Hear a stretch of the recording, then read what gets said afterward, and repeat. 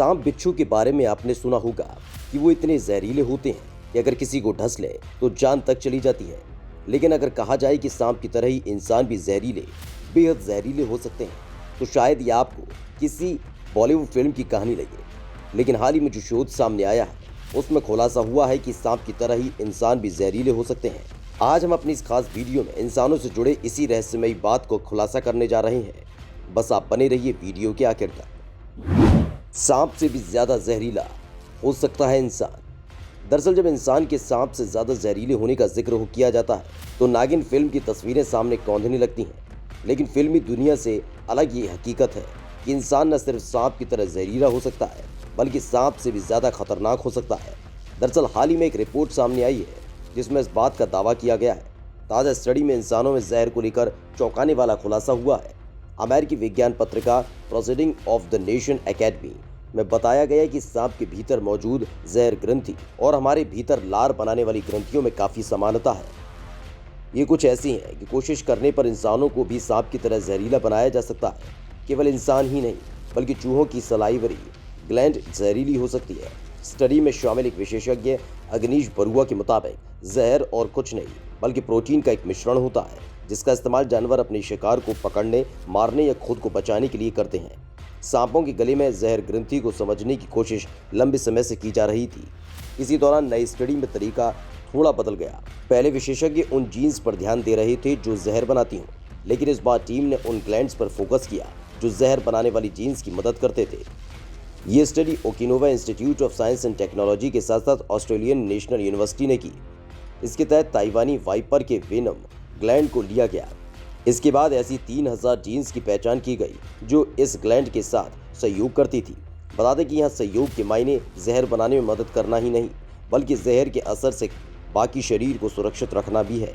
ये जीन्स कोशिकाओं को जहर के निर्माण के दौरान आने वाले तनाव से बचाती हैं। सांप से काफ़ी मिलती जुलती है इंसानों की लार और जहर ग्रंथि। दरअसल सांपों की स्टडी के बाद शोधकर्ताओं ने चूहों, कुत्तों, चिंपांजी और इंसानी शरीर की भी स्टडी की। इस दौरान चौंकाने वाली बातें निकलकर सामने आई। देखा गया कि इन सबके ही शरीर में इस तरह की जीन्स होती हैं जो जहर बनाने में मदद कर सकती हैं। इसे और बेहतर ढंग से समझने के लिए विशेषज्ञों ने स्तनधारियों में लार ग्रंथि का अध्ययन किया। इस दौरान पता चला कि हमारी ग्लैंड भी सांपों के गले में उपस्थित जहर ग्रंथि जैसी ही है। इस समानता पर विशेषज्ञ भी यही सोच रहे हैं कि शायद प्राचीन समय में दोनों के पास ही एक तरह की ग्रंथियां रही हों, लेकिन समय के साथ इंसानी ग्रंथि लार बनाने वाले अंग में बदल गई हो। आपको बता दें कि अनुपयोगी होने के कारण हमारे शरीर के कई अंग गायब हो चुके हैं, जैसे पूंछ, लंबे कान और नुकीले दांत। द इंडिपेंडेंट में एक शोधकर्ता अग्नीश बरुआ के हवाले से ये बात कही गई। वैसे पहले से ही वैज्ञानिक मान रहे थे कि ऐसा कुछ रहा होगा, लेकिन पहली बार इस बात का प्रमाण मिला है। हमारे पास लार ग्रंथियां रह गई, जबकि रेप्टाइल जैसे सांप ने लगातार इसका इस्तेमाल किया और जहर बनाने वाली ग्रंथि बनी रही। यानी ऐसा भी हो सकता है कि अगर परिस्थितिकी में कोई बड़ा बदलाव हो तो हमारी लार ग्रंथियां जहर बनाने लगे। हालांकि ऐसा होने की संभावना कम ही है। दूसरी ओर मध्यकाल में विषकन्याओं का जिक्र मिलता है जिन्हें जहर देकर जहरीला बना दिया जाता था।